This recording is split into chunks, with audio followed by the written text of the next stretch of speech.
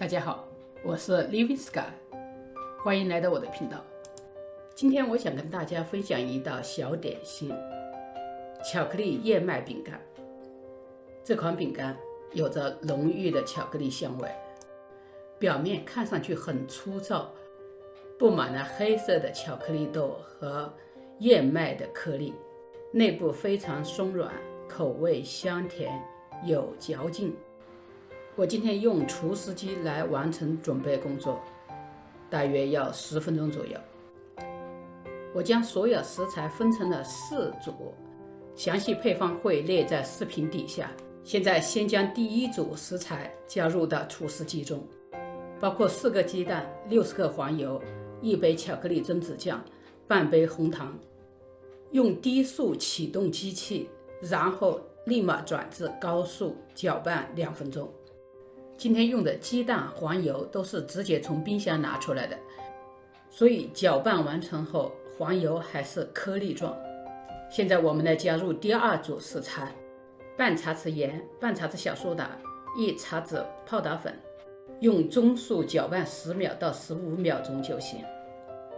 然后加入第3组食材：1杯全麦面粉、1杯早餐燕麦片，用低速启动机器，然后转至高速搅拌1分钟。这一步是利用机器的速度和力量来打碎燕麦片，让燕麦吸收足够多的水分，然后与其他食材混合均匀。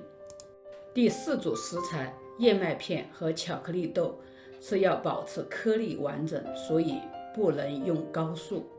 先加入 1.5 杯燕麦片，用低速搅拌10秒钟，再加入巧克力豆搅拌10秒钟。也可以直接用刮刀翻拌均匀。现在可以做饼干了。需要提醒的是，如果黄油是用的软化的黄油，这时候最好将饼干糊放到冰箱里面冷冻10分钟。用勺挖起一团饼干糊，放在铺有烘焙纸的烤盘上，不要试图去压紧它，让它保持自然的球状。球与球之间至少要保持半个球以上的距离。黄油和巧克力榛子酱在高温烘烤的过程中会融化，饼干糊就会呈球状变成饼状。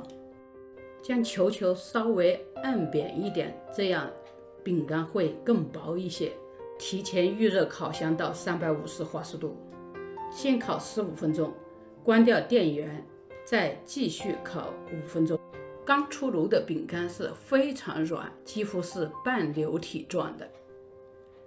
饼干完全冷却后，就可以装瓶盖盖保存了。密封得当，3到4个礼拜，饼干还是松软的。今天的分享就到这里，谢谢大家，我是 Living Sky。如果喜欢我的视频，欢迎订阅我的频道。下次再见，拜拜。